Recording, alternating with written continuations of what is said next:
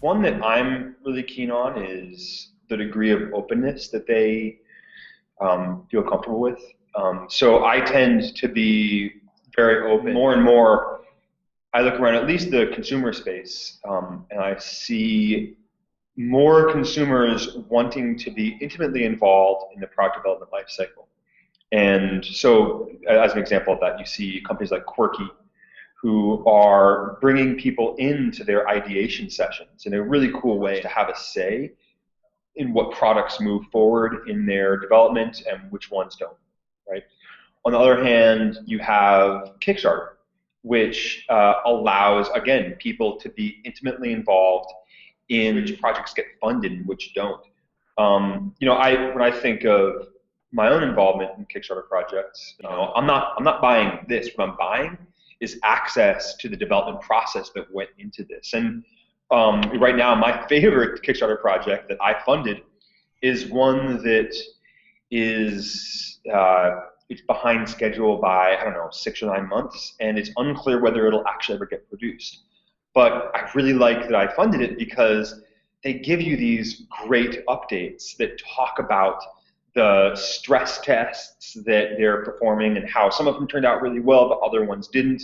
They're talking about the finishing methods they're using for these parts. That openness between the consumers and the companies making the products that is something that I know as a consumer am really interested in and I want to see more of. But a lot of the companies that we deal with, you take a legacy company, a Fortune 100 company or something like that, they're not likely to have a blog where they talk about a product that didn't go well. And I think that it's really unfortunate, and I think that it's kind of something about don't make the perfect the enemy of the good. I think a lot of these companies really want to bring an image to the public that is so polished and so beautiful and has so much pop on it, and as a result, they neglect to bring a lot of the kind of intimate, nuanced perspectives that people that I know are really interested in seeing. So that's one thing. I think the same thing goes with sharing information among your team, right? I think that a lot of, especially legacy companies, have a difficult time sharing information around their organization.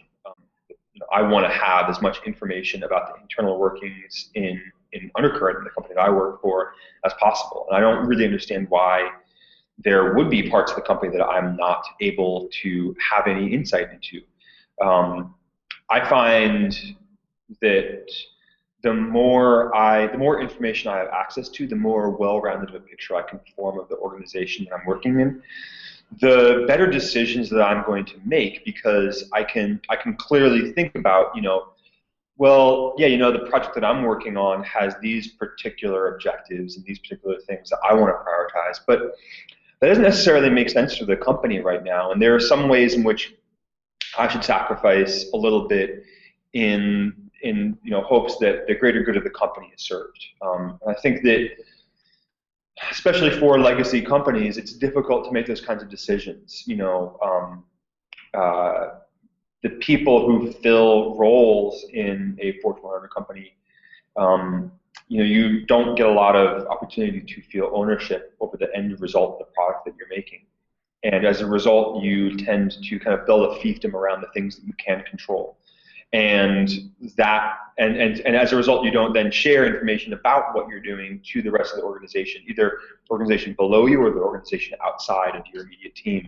And the end result is that you build products that aren't fully integrated, and you create teams that have different accountabilities and different incentives. The biggest lessons from my career have been, I think, about sunk cost.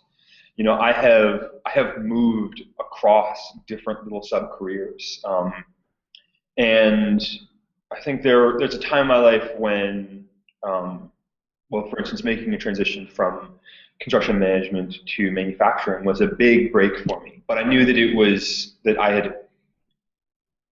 I put a lot of energy into developing a certain skill set, and I was very much invested in the relationships that I had there. and it was difficult to let those go. But the end result has been hugely beneficial to me, where now I can look back and I have this project management experience that gives me a more fully well-rounded perspective on my everyday career, right?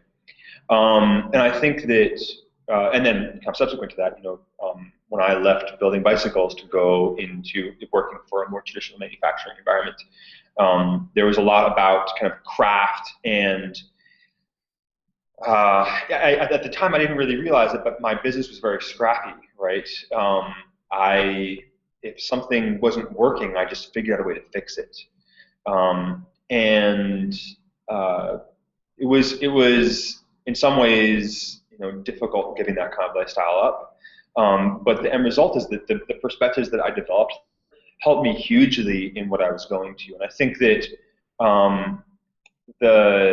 the willingness to change the kind of thing that you're working on can end up having big benefits in bringing kind of the way that you're working on it to a new industry, right?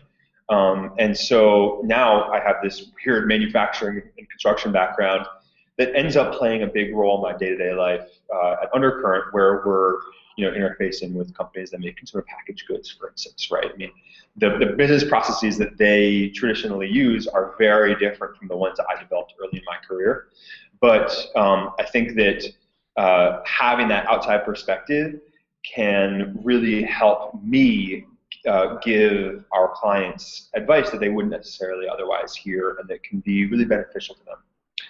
I think that generally speaking, people are too unwilling to change the industry that they're working in. And I think that additionally, businesses are, it's a different kind of challenge, right? Changing the kind of product that you're working on. But if you're willing to do it, I think that that you can bring outside perspectives that are really valuable. And the kinds of companies that I find most interesting are oftentimes the ones where you have someone who grew up in software and then moves into hardware, right? And those kinds of people can bring really interesting insights into a development process that otherwise wouldn't have changed, right?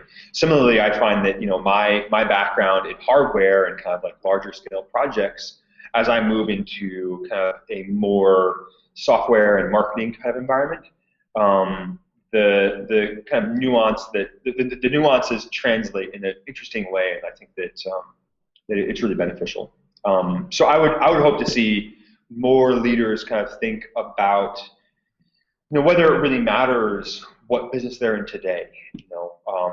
What you really want is to engage with the world around you.